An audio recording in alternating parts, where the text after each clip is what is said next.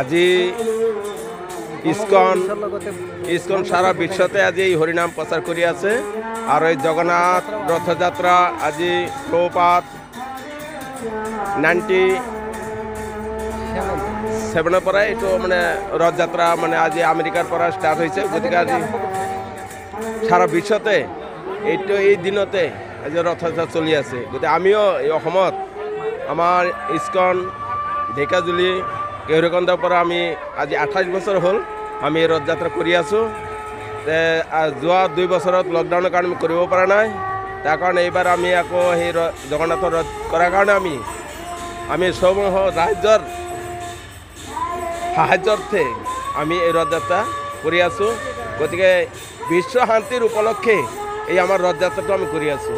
কাৰণ চৈতন্য মহাপ্ৰভু তেওঁ কৈছে পৃথিৱীতে আছে যত নগরাদি গ্রাম সর্বত্র প্রচার হব এই মোর নাম।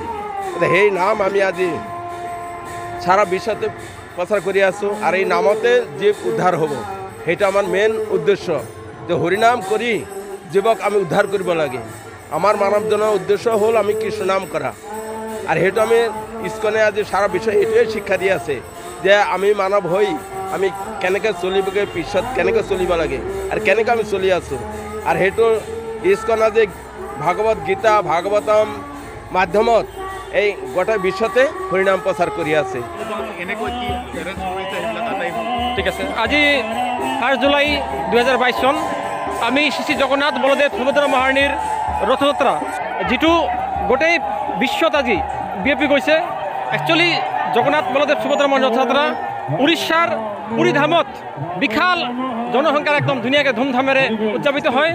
এইটো আমাৰ কলিযুগৰ শাস্ত্ৰত কৈছে যে ভগৱান এই কলিযুগৰ 4 জায়গাত আছে।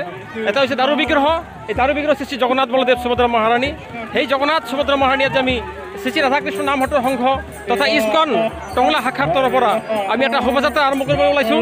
এই শোভাযাত্ৰা আমাৰ নামহট্টৰ পৰা আৰম্ভ হৈ কেনে গোটেই টংলা টাউন নগৰ চহৰ হৈ কেনে লাষ্টত আমাৰ সুভাষপল্লী ইউথ ক্লাব ফিল্ড তাতে আমাৰ সমাপন হ'ব।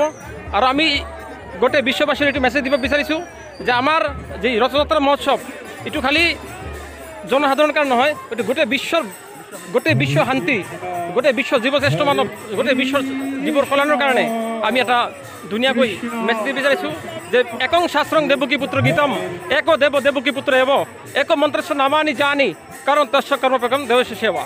এইটো ভাগৱত গীতাত আমি জানো আমাৰ হোলি বুক, আমাৰ সনাতন ধৰ্মৰ হোলি বুক হৈছে ভাগৱত গীতা। আৰু ভাগৱত গীতাত এইটো ধুনীয়াকৈ মেছেজ দিয়া আছে যে গোটেই বিশ্বৰ যদি সনাতন ধৰ্মটো আমি বচাব বিচাৰিছোঁ, আমাৰ সনাতন ধৰ্ম বৰ্তমান বহুত বিভাজন হৈ গৈছে। ঠিক আছে, সেইকাৰণে বেলেগ সম্প্ৰদায়বিলাক এইবিলাক টেৰৰিষ্টবিলাক আমাক ধুনীয়াকৈ বিভাজন কৰি দি আছে। সেইকাৰণে আমি আজি এই ৰথযাত্ৰা মহোৎসৱ শোভাযাত্ৰাৰ অভিযানেৰে ধুনীয়াকৈ মেছেজ দিব বিচাৰিছোঁ যে একক শাস্ত্ৰক যিটো ভগৱান শ্ৰীকৃষ্ণ হয় আমাৰ একমাত্ৰ ভগৱান, তেওঁৰ বিভিন্ন অন্যান্য ৰূপ হৈছে জগন্নাথ বলদেৱ সুভদ্ৰা মহাৰাণী। সেইটো আমি আজি ধুনীয়াকৈ গোটেই ৰাইজৰ মাজত প্ৰচাৰ কৰিব বিচাৰিছোঁ। এইখিনি হৰে কৃষ্ণ।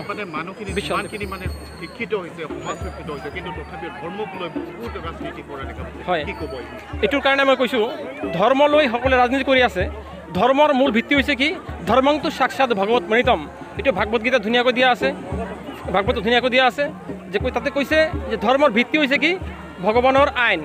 যেনেকৈ আমি ভাৰতবৰ্ষত আছোঁ, ভাৰতবৰ্ষত ল এণ্ড অৰ্ডাৰ আছে, ল এণ্ড অৰ্ডাৰ যদি পালন নকৰোঁ তেতিয়াহ'লে সমাজত বিভেদ সৃষ্টি হ'ব, বিশৃংখল সৃষ্টি হ'ব। সেইদৰে আমি মানৱ সমাজখন শৃংখলাবদ্ধ বজাই ৰাখিবৰ কাৰণে একমাত্ৰ আমাৰ ভিত্তি হৈছে শ্ৰীমদ ভাগৱত গীতা। এই ভাগৱত গীতা আধাৰত যদি আমি কৰিব পাৰোঁ, জীৱনটো আগবাঢ়ি লৈ যাব পাৰোঁ, তেতিয়াহ'লে বিশ্ব শান্তি, বিশ্ব কল্যাণ সকলোৱে এনে হৈ যাব। হৰে কৃষ্ণ। আমি ৰাইজলৈ আহ্বান জনাম এইখিনিয়ে।